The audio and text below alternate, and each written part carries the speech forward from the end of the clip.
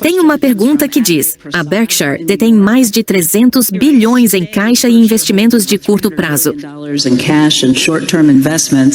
representando cerca de 27% do total de ativos, um número historicamente alto, comparado à média de 13% nos últimos 25 anos. Isso também fez com que a Berkshire passasse a deter quase 5% de todo o mercado de treasuries. A decisão de acumular caixa é principalmente uma estratégia para reduzir riscos em resposta às altas avaliações do mercado? Ou também é um esforço deliberado para preparar o balanço da Berkshire para uma transição de liderança mais tranquila, dando a Greg Abel o máximo de flexibilidade e uma folha limpa para decisões futuras de alocação de capital. E vou acrescentar uma linha de outro acionista que pergunta: você está animado com a possibilidade de surgirem algumas grandes oportunidades? Bem, eu não faria nada tão nobre quanto evitar investir só para que o Greg se saísse bem depois.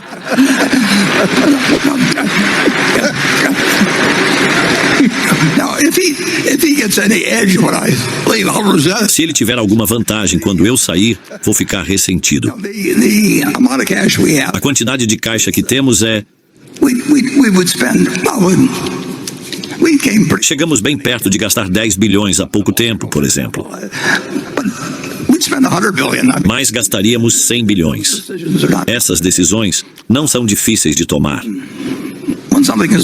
Quando algo é oferecido e faz sentido para nós, que entendemos, que oferece bom valor e onde não nos preocupamos em perder, nós agimos.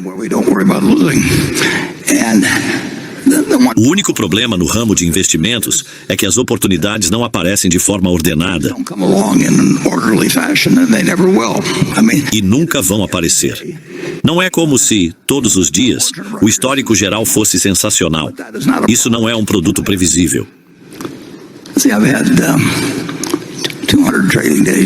Eu tive 200 dias de negociação por ano ao longo de 80 anos.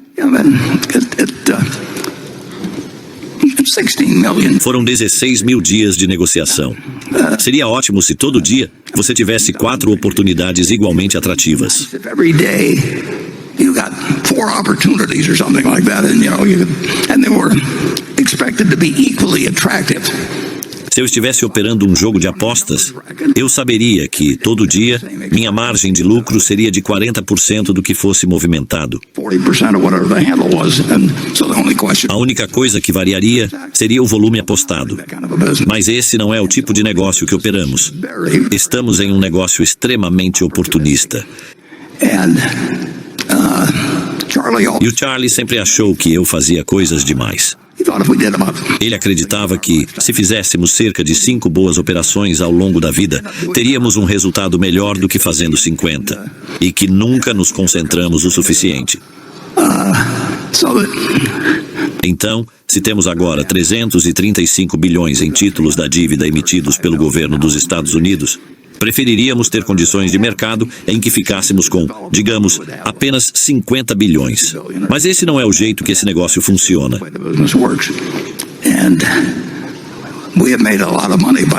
Ganhamos muito dinheiro ao não querer estar sempre 100% investidos. E, na verdade, não achamos errado que investidores passivos façam apenas alguns investimentos simples e fiquem com eles por toda a vida. Mas nós decidimos estar nesse negócio. Então, achamos que podemos fazer um pouco melhor, agindo de forma bastante irregular. Mas se alguém dissesse que eu preciso investir, por exemplo, 50 bilhões por ano, sendo que temos cerca de 40 bilhões entrando todo ano e um total de 335 bilhões em caixa, até reduzir esse valor para 50 bilhões, isso seria uma das coisas mais estúpidas que eu poderia fazer.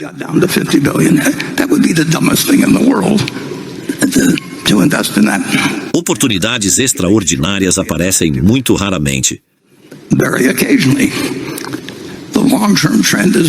A tendência de longo prazo é de alta. Mas ninguém sabe o que vai acontecer. Eu com certeza não sei. Greg não sabe. Ninguém sabe o que o mercado vai fazer amanhã, na próxima semana ou no próximo mês.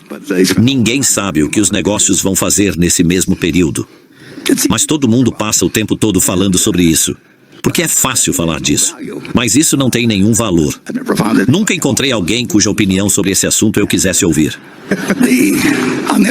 Por outro lado, achei tesouros folheando coisas como aquele enorme livro japonês que já nem consigo mais ler.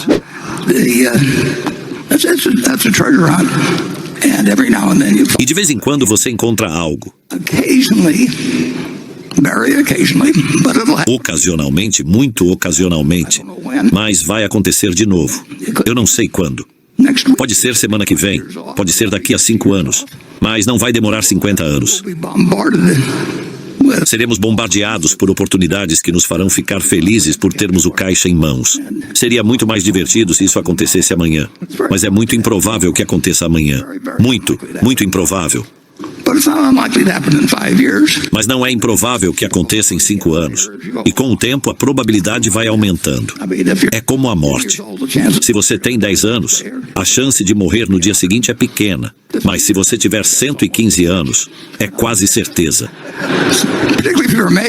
Especialmente se for homem. Todos os recordes de longevidade são de mulheres. Tentei convencer o Charlie a mudar de sexo para ver se funcionava.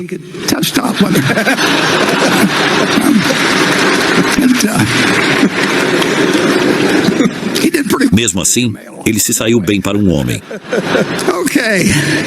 Station